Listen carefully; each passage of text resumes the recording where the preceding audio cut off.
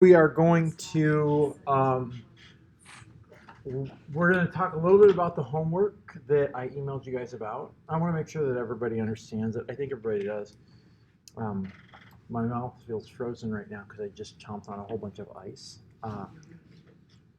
So anyway, we're going to talk about the homework, and I also want to go through the homework that's due today, because I want to make sure that everybody is adequately prepared for the exam.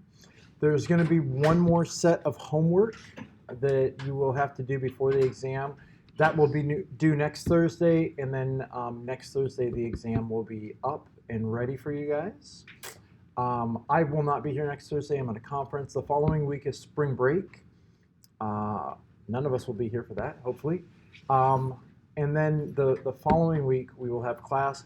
You're actually going to have 2 weeks because of spring break to finish the exam.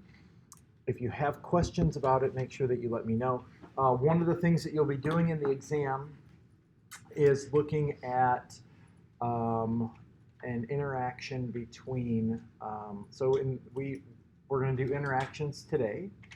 Moderation is what we're going to be talking about today.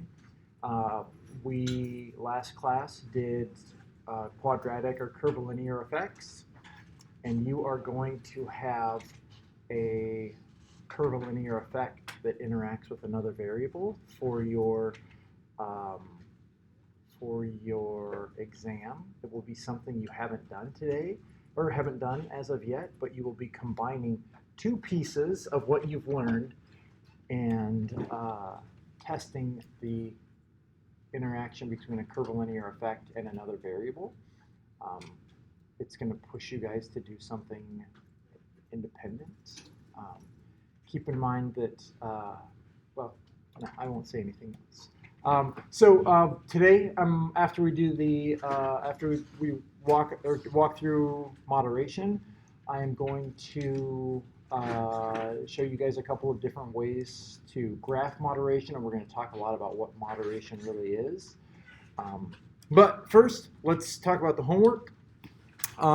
So there was something that came up time and time again in the homework, and I just want to make a point to reiterate or to point this out. A lot of you said in analysis 1, in analysis 2, and in analysis 3. And the truth is it's just one analysis, right? It's in analysis 1, or in the analysis, in step 1, we did blah.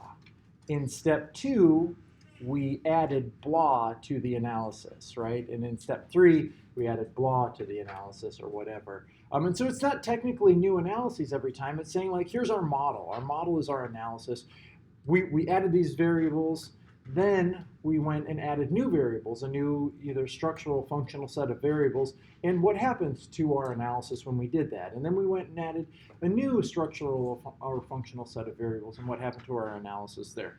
The first thing that we did, or that I had you guys do, is look at, so we have these three groups, right? Treatment 1, which was a week of training.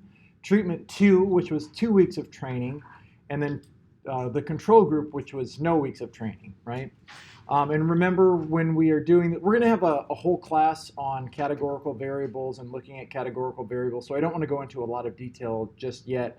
It's understandable that everybody kind of did this, and I think once I sent out the email and said, like, hey, and I should say not everybody did this, right? Some of you only put in the 2 treatment groups, but for this one, the way to approach this, and I've gotten almost everybody's homework done now and graded and back to you, and so so maybe what I'm going to say is irrelevant at this point. But the analysis is, we want to let me switch over here and let's see.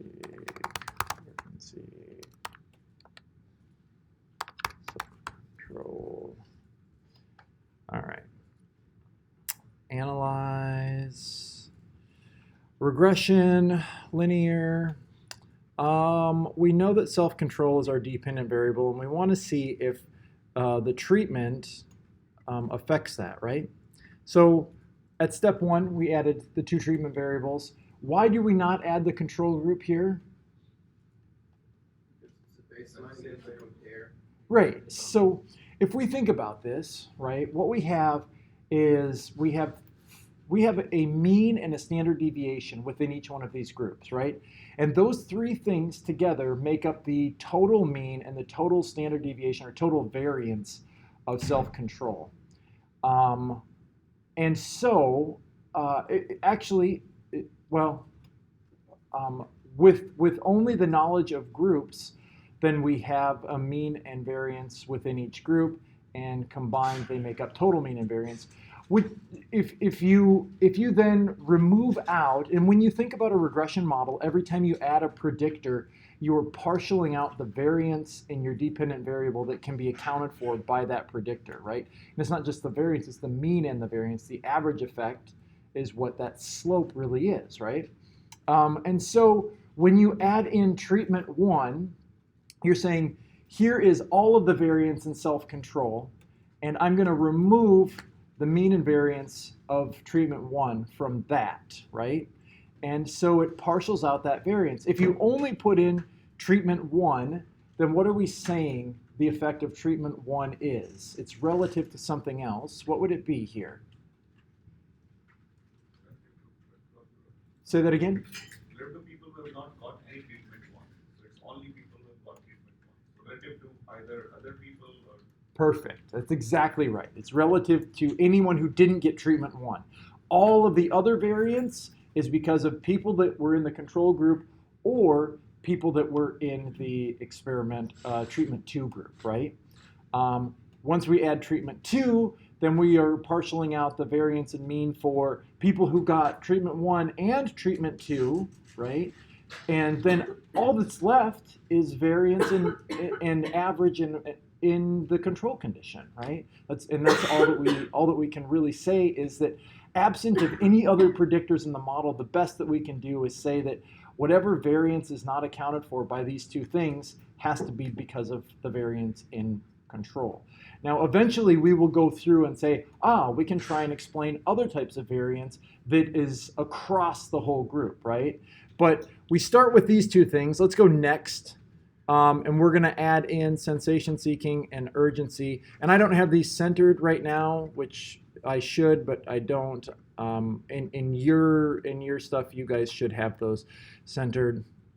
Click here, and let's grab our change in R squared. That's the only thing I care about right now. All right, so we run that model, and we can see that we have an initial R squared of 0.018 for the first step in the model. And if you're David, you describe this as a meager amount of variance accounted for.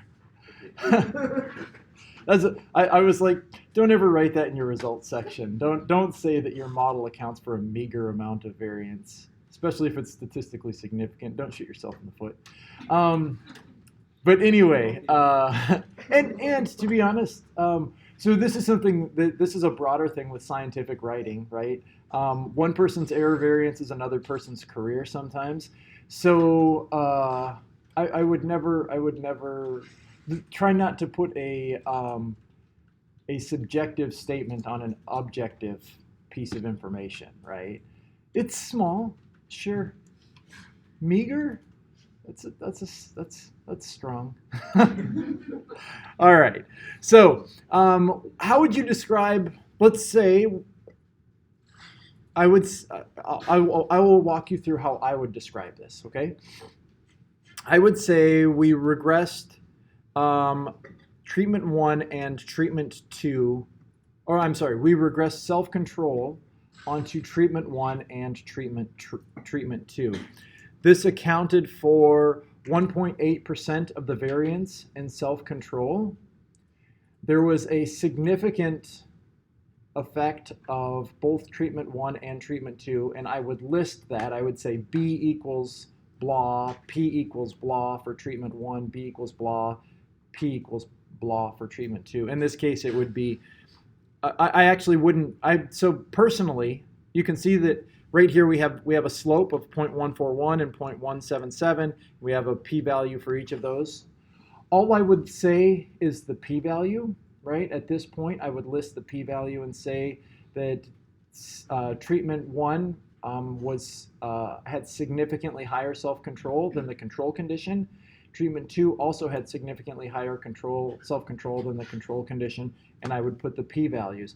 I wouldn't put the slope at this point because we know that we're going to continue building this model, and at this point, that slope is irrelevant. It's going to change as we add stuff to the model, right? But it is important to say these two things are different, and they're different from control. Some of you only said these were significant predictors and left it at that, right? The important piece here is not just that they were both significant predictors, but that there was a significant difference. And this is essentially, it's a t-test, right? In fact, if you do a t-test between treatment 1 and control, you'll find that the p-value for that t-test is 0.006, and the t is going to be 2.732, right? And similarly, if you did one between control and treatment 2. Anyway, you can leave it at that and say in step 2, we added urgency and sensation seeking to the model. How would you describe this after you say that? What would you want to say here?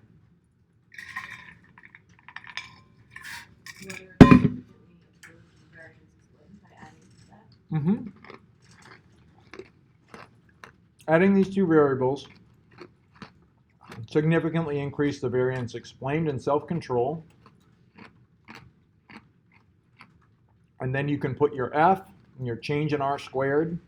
And it like really changes it, right? If we scroll back up here, we go from, not there, we go from explaining 1.8 meager percent of variance up to 0.32, so 32% of the variance. That's pretty drastic. And something else happens here, right? After controlling for that, what happened?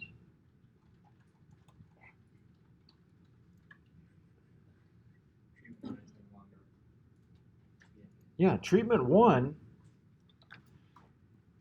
when we say treatment 1 is no longer significant, what do we mean by that?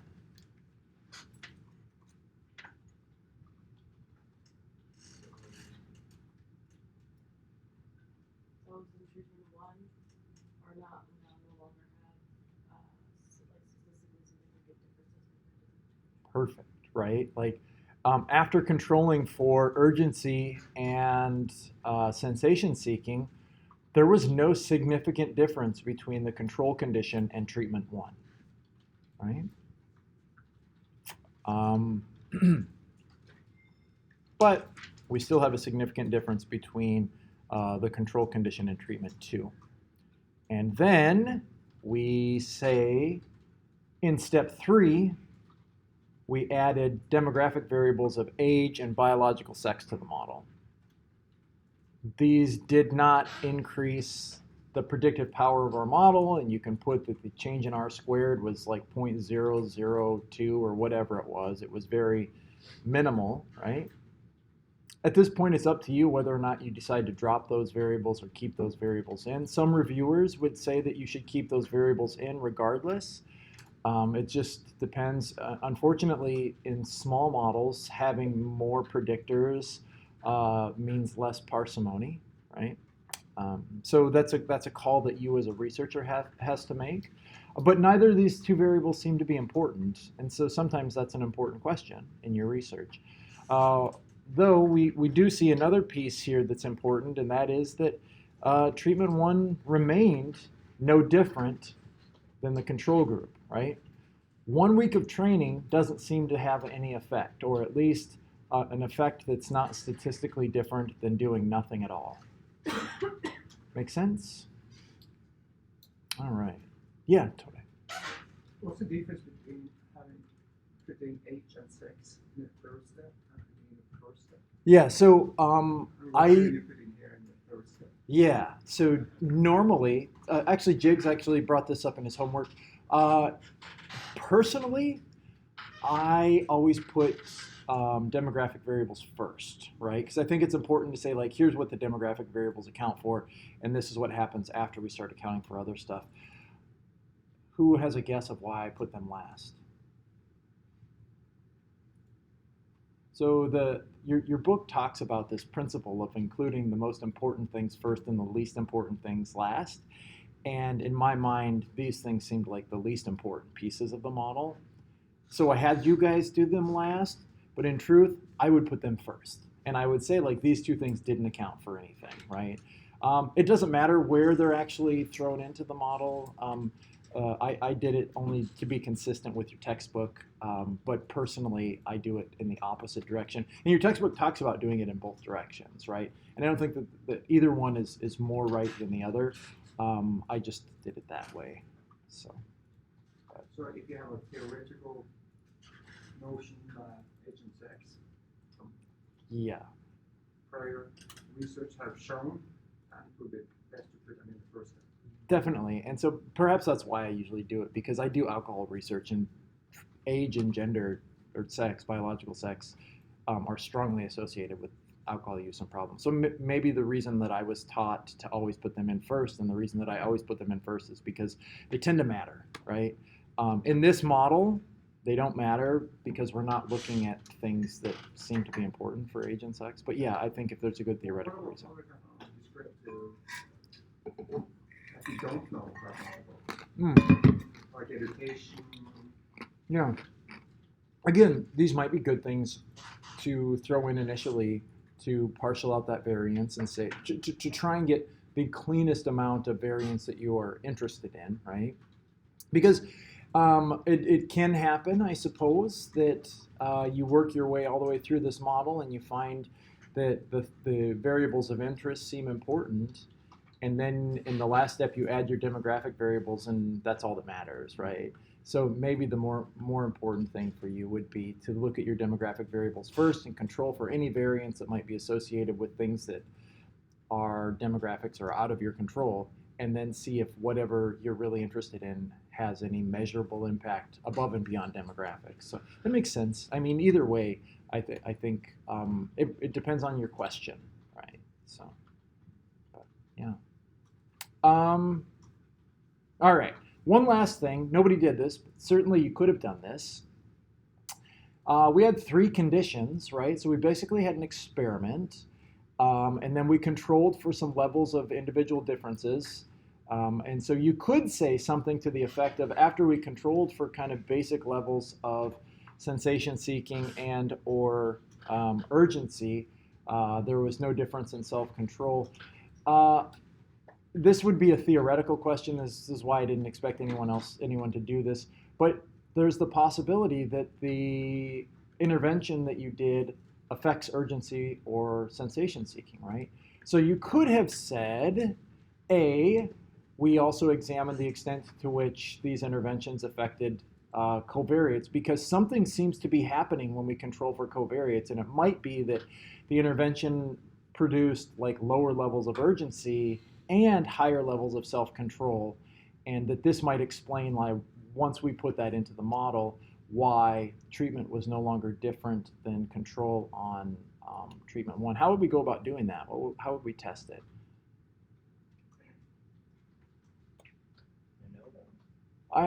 So ANOVA regression is the same thing.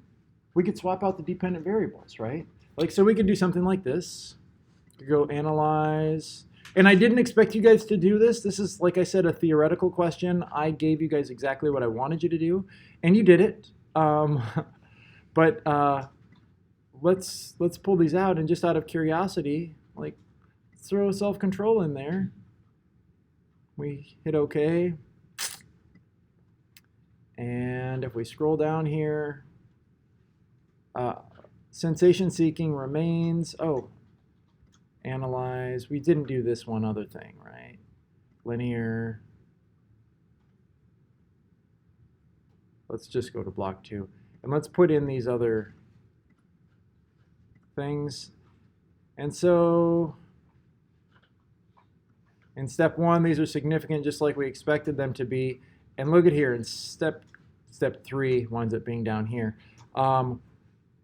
Treatment and control, or I mean treatment 1 and treatment 2 are still significantly different. So what can we conclude by looking at that?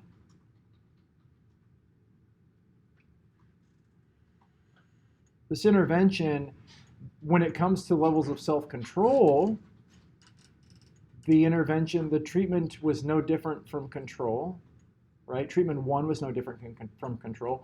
But apparently this intervention also has effects on sensation seeking. And those effects on sensation seeking are A, quite robust, and B, remain statistically significant even after controlling for levels of urgency and self-control, right? Maybe the intervention that we had is more effective on this other variable than it is on the variable that we thought that we were targeting. And so that's what I was kind of hoping somebody would stumble onto. But you didn't, and I totally get it, like no worries. The other thing that you can do with something like this is anytime you do any type of an experiment and you find a group difference, what's the important thing to do after you find a group difference?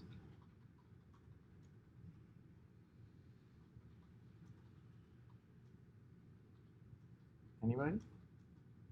You want to tell how strong that group difference is, right? You want to say this is the magnitude of effect of these group differences. And so in this situation, we actually have a very nice thing. This minus 0.272, what does that value tell us actually? It's okay, fair enough, strong effect, but it tells us something else, right? Negative, so it It reduces sensation seeking by an exact amount, by 0.272, right? That means relative to the control condition, people who received treatment 2 have an average of 0.272 less sensation seeking. How do we get a measure of effect size from that? What is our traditional measure of effect size when we're comparing groups? This should have say that again. Eta square in ANOVA, so basically we compare two groups, and eta square is the. Yep. So you can use eta squared as a way, and eta squared, unfortunately, it can be hard to. I don't know how this works, to be honest, with business folks, but in psychology, when you're comparing groups, there's a very kind of simple effect size that we use. And what is the simple effect size that we use that has like real meaning to us all the time? Cohen's d, right? Oh, I say that it's in psychology and a business school person tells me. So yeah, no, we use Cohen's d. And what is the formula for Cohen's d? S1 square minus S2 square divided by n minus 1. Not quite. Nobody knows? So Cohen's d, what is Cohen's d a measure of? Anybody know what that is? So it's effect size, but at its core, it tells you what? The magnitude of difference between two means as a function of standard deviation, right? And so for example, if you had a mean of 2 and a mean of 1 and a standard deviation of 1, then you would just subtract those two means, divide by the standard deviation, the pooled standard deviation, right? mu1 minus mu2. Yep. Yes, there we are. And so if we had a mean of 2 minus a mean of 1 divided by a pooled standard deviation of 1, what would our Cohen's d be? 1. It would be 1, right?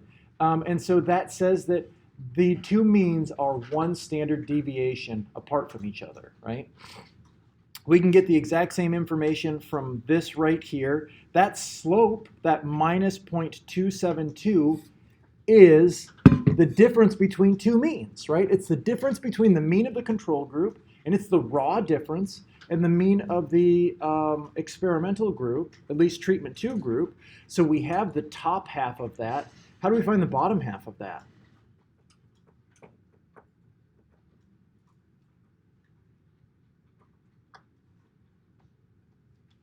Anybody know? Anybody want to take a guess? It's actually it's probably more simple than what you guys are thinking, I'm sure. But you can do it a few different ways. I'm going to show you the super easy way to do it. You just go like this. Analyze, descriptives, explore. We were looking at sensation seeking, right? Sensation seeking, okay. The pool standard deviation across all of sensation seeking is right here. 0.67439. I'm going to use Stata here for just a second. DI, what was our slope? Minus 0.272 divided by 0.67. That is a Cohen's d of 0.41. And so you could have said the difference between control and treatment 2 was a small to moderate effect. Cohen's d equals minus 0.41, slope equals blah, blah, blah, p-value equals blah, blah, blah. Now you've said exactly how different they are, what the magnitude of that effect is, and whether or not it's statistically significant, right? And you could have done that with any of the groups. And one step further, you could have swapped out the control for either treatment 1 or treatment 2, right? And run your analysis again and compare treatment 1 to treatment 2. Does that make sense? Like if we flip back over here, come on, you.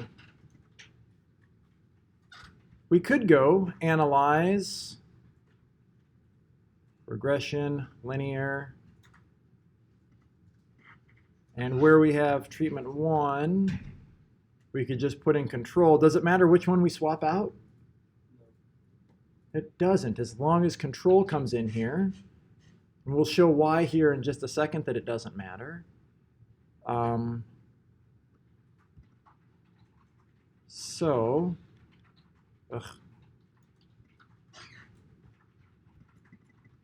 look at our final regression model. We see that the difference between control and what? What is this value? It's relative to treatment 1. Yep, perfect. That's relative to treatment 1. And in fact, if we jump up here to our last, it should be 0.178 negative, right? Oh boy, 0.1. Oh, it's because I don't have my variables centered. That's why. But anyway, that's pretty close. Not exact. But then if we jump down here, we see the difference between treatment 1 and treatment 2 is actually minus 0.091, right? If all of those variables were centered, then that would be directly transferable. And in fact, if all of these variables were centered, what would our constant here be?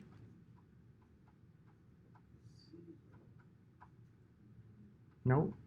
The sensation seeking will be, the level of sensation seeking when everything is 0. Yes, it will be the average level of sensation seeking, actually not across all groups though, only in whatever our comparator group is, right? Because in the end, what you can say with all of these things is, and so I should have centered these probably, but I didn't, and I'm going to show you guys a new way to center variables here when we start doing interactions. But what you could have said is the constant was, you can take this constant up here, 2.639, and that means that the control group, the average is whatever 2.639 plus 1.78 is, right? That's their average. And the average in the treatment group, the mean in the treatment 2 group is 2.639 minus 0.091. So, make sense? All right. Should we go over the, not everybody has handed in the homework for today, so we're going to go over it anyway, though. Okay. Let's do this. Does that make sense to everybody? Everything that I've gone through at this point? The drive home message is it's not separate analyses. They are steps, right, in the analyses. And that when you have categorical variables, which just incidentally, I don't think there are any categorical variables to worry about in the exam. Everything's going to be continuous, but there will be questions about categorical variables, right? For example, a question that I love to give you is, hey, you do this experiment and you have a regression model and you have 3 conditions, this, and this. What does that mean in terms of the means and differences of these different groups? And then I just have you explain, right, in words what that means. And the intercept is the mean in the control group in this condition, right? And the slope of treatment 2 is the difference in means between the control group and treatment 2 or something along those lines, right? So, all right, let's open up the other homework data for today or for this week.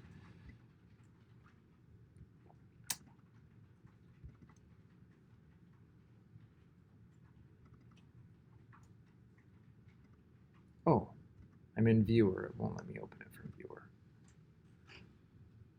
Cancel. Let's just go here, open.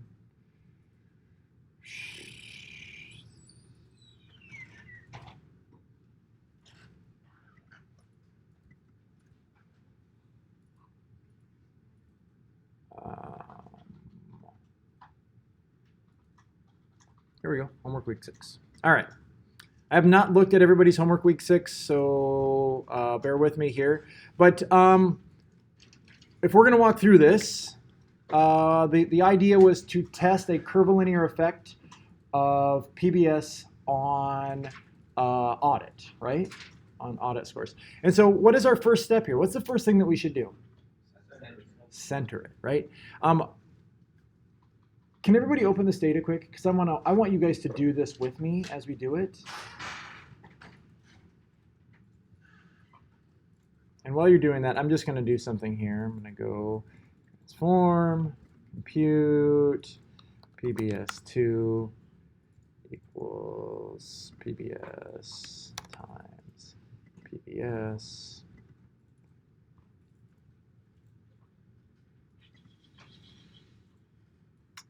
Rename this thing PBS. Transform, compute,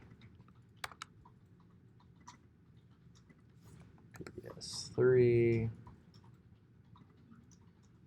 Okay, so while you guys are opening this, if we go analyze, regression, linear, and the way that we're going to test this, right, is we're going to look at audit, and then we're going to add this. We're going to go to the next step, and we're going to add a quadratic effect, right? We're going to go to the next step, and we're going to add a cubic effect.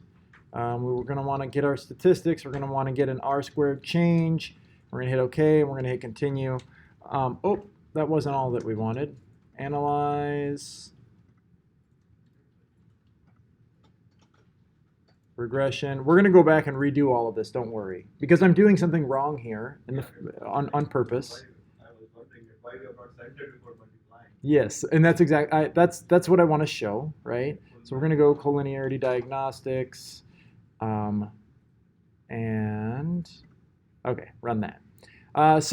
If we look here, we see that there's a significant R-squared, though it's quite meager. Adding a curvilinear effect has a pretty, look at this is our slope, right? It's not a great slope. I mean, this is the significance of our slope because we only have one predictor in there. But as we add predictors, huge jump in R-squared, and then a kind of small jump in R-squared as we add the cubic effect, right? And so if we scroll down here, we can see that having PBS in our model, there's a negative relationship between PBS use and alcohol problems. Interestingly, when we add the squared amount, we see that this becomes positive, which was negative before. Now it becomes positive, and we have a negative quadratic effect. Any problems with this model so far? We see there was a significant increase in R squared.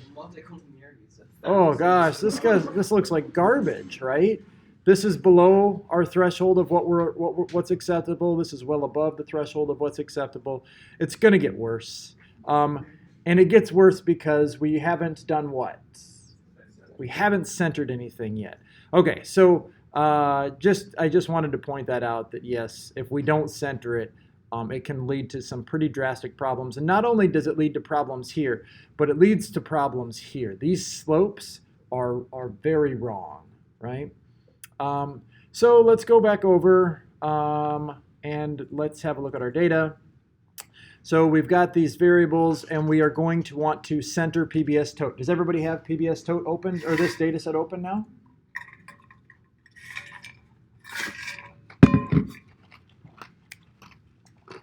How do we center these?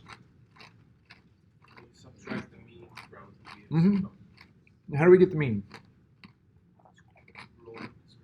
We can go descriptives, and then, analyze, descriptives, explore, right? We can throw our variable in there, and we can get the mean and the standard deviation. So let's move our variable over here. Whoops, this variable, because this is the one we're centering, right? What do we want? I don't care about that. Options, yeah, that's good. This is good.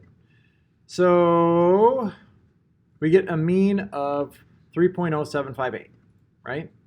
Now, if we open this up, close that, and we click in this, our mean, oh, it doesn't actually show, doesn't show it like I wanted to, but the mean it's not just 3.0758, it's 3.075758, and it continues on much further than that, right? What we've been doing so far is just subtracting. In this case, we would probably say like, well, let's just subtract 3.08 and call it good, right? We don't need to worry about being too precise. But from this point forward, now that we're doing interactions, I want it to be precise, because it does wind up having effects on the intercept, and it does wind up having effects on other slopes. So we're going to do something a little bit different here. We are going to come back over, and we are going to calculate the actual mean. We're going to generate a new variable that is the actual mean here. Let's go data.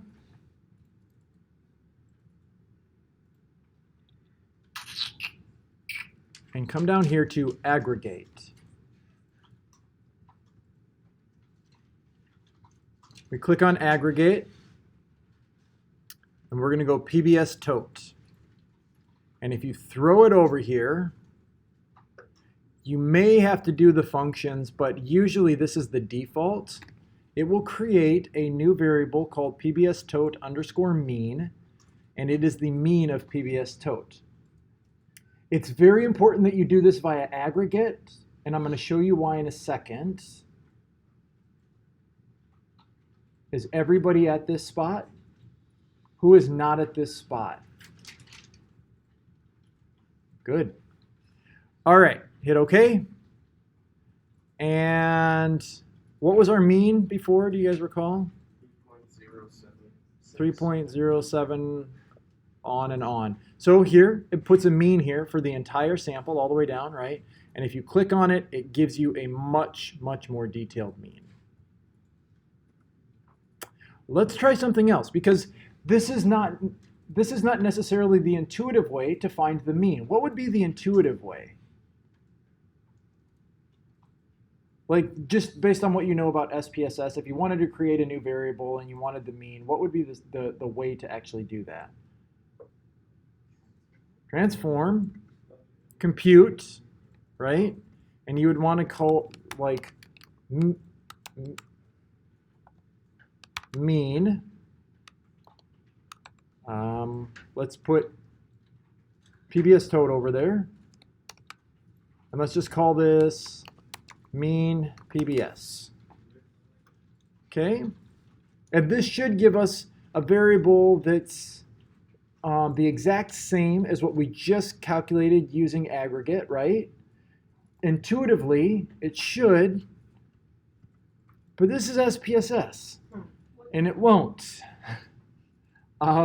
In order to get the mean, if you notice what it's doing is it's giving you the mean for every single observation for each person, and so yeah, it doesn't work this way. Importantly, it's built this way for a reason.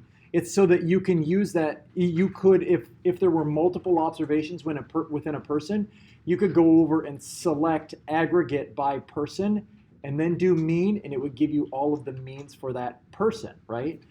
In this case, we don't have nested data, so aggregate is the only way to get that. If you do mean, it's going to give you the mean by all of the people. Anyway, let's delete that variable so that it doesn't cause us problems later on. And let's flip back over here. All right, so now we have this mean. How do we center this? What's our next step?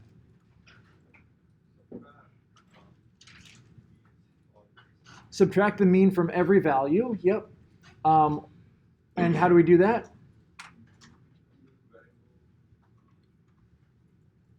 Go transform, compute, right? We're going to go, we'll call this C underscore PBS, and it is going to be PBS minus PBS tot mean, right? We hit go. Oops, clicked on the wrong thing there. And now we have this. We have an actual centered value for PBS all the way down here, right? And if you look, so our mean is 3.08. Here's somebody that's pretty close to the centered mean. That means that their value of PBS should be roughly 3.08. We know it's not going to be exactly. It's going to be 3.13, just 6 away from this one, roughly, right? So we now have centered PBS, and we can move forward with our analysis. What is the next thing that we want to do? If we know that we're going to test quadratic and cubic effects of PBS, what comes next? Square. So let's go transform, compute. We're going to go C PBS2. Oops, that's the name of it. C PBS2, and it's going to be what? This times this, the centered value times the centered value. We've got a new variable, C PBS2. Next, what do we need to do? Transform compute. Let's cube it. Call this CPBS3. And now we have added, we have a centered, a squared, and a cubed effect, right? Analyze, regression, linear. Let's pluck these out. And what do we want to do? Step 1, centered PBS. Add our centered PBS. Next, what? Go next, or technically you can put it right here if you want, but if you go next, then you're able to get your change in R squared. If you don't, it won't give you a change in R squared, and it won't tell you if adding these things significantly improves your model, right? Statistics, we want the collinearity, we want our change in R squared. All right, let's run with that. So here we see our R squared with those variables in there. Does that differ at all from what we saw before? No, and it shouldn't, right? These are all linear associations. These p-values for the models all stay exactly the same. We will see differences down here. Note that initially our effect here is a minus 0.457. VIF tolerance, are those good? I mean, obviously with one predictor, that's going to be good. When we move to adding the squared, remember what happened last time when we added the squared piece? What happened? PBS1 became like and outrageous. Yeah. That doesn't happen here, and why is that? What are we doing when we center this? There we go. Right? We've removed non-essential multicollinearity. These values look fantastic. And what can we conclude? So if we say in step 1, we regressed PBS, mean-centered, or we regressed alcohol problems onto PBS mean-centered, how would we describe this? What would we say after that? Anybody want to take a stab at it? What was your question, sir? What would we say in step 1 here? We would say in step 1, we regressed alcohol problems onto mean-centered PBS, the linear effect of mean-centered PBS, since we know that we're going to go curvilinear here, right? Might as well throw that out there. What would you say then? I would say something to the effect of there was a statistically significant negative relationship between PBS and alcohol problems that accounted for, I don't remember right now, but I'm thinking it was like 0.08% of the variance, right? Or 0.8%. It was 0.008. So 0.8% of the variance, or you might just round it up and say it accounted for 1% of the variance in alcohol problems. In step 2, we added a quadratic effect. This resulted in a mighty increase in variance explained by the model, right? And you could say both the linear and quadratic effects were significant predictors of alcohol problems. And I would list, actually, I wouldn't list the slope here. And the reason I say I wouldn't list the slope is because it's going to change, right? It keeps changing every time you add stuff. But you could list the p-value just to say like, hey, look, these were significant in this last step, because there's always the chance that you add something in the next step and it's gone, right? In step 3, we added the cubic effect. And what happened?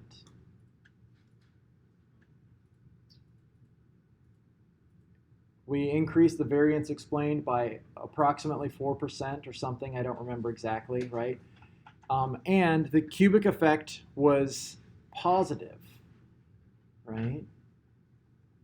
And so you could say that there was in the final model, we had a linear negative effect, indicating that in general PBS results in a negative association between, or there is a negative relationship between PBS use and alcohol problems.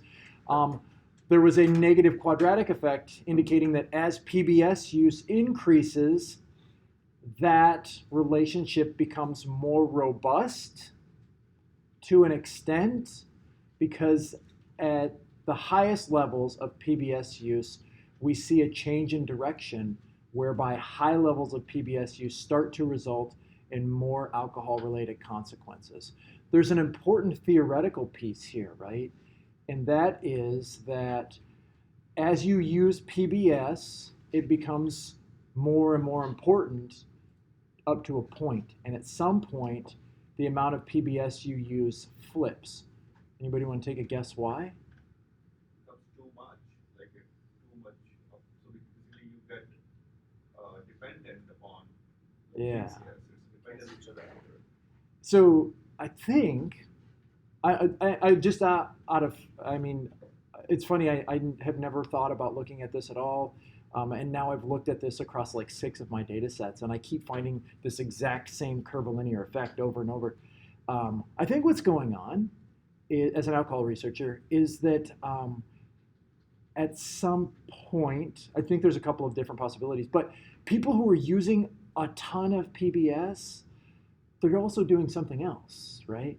They're drinking a ton. And I think that what we're picking up on is the fact that these people are just drinking a lot and maybe thinking that they can engage in a lot of these behaviors and it'll be fine, and it's not. It's making things like, I don't think PBS use is making things worse. I think it's a general characteristic of drinking way too much and maybe thinking that what you're doing for protective strategies will help you, and it doesn't. So I don't know exactly. It's kind of a cool thing. And so anyway, I can't wait to write it up. But anyway, that's where we're at. Last thing, what do we do here? Graph it, right? And so this is roughly what this graph should look like. Of course, I've got all three graphed here. We throw that in there, and so yeah, there we go. I think that's what the graph looks like. Let's plug it in here. Let's plug it in just to see. What is our x1? Oh, this is right. They're all in here correctly. Yeah, I just have the constant kind of a little bit wrong, but that's like roughly what it should look like right there. So, all right, let's take a short break, and when we come back, we are going to start hammering out. We're going to start hammering on moderation, interactions.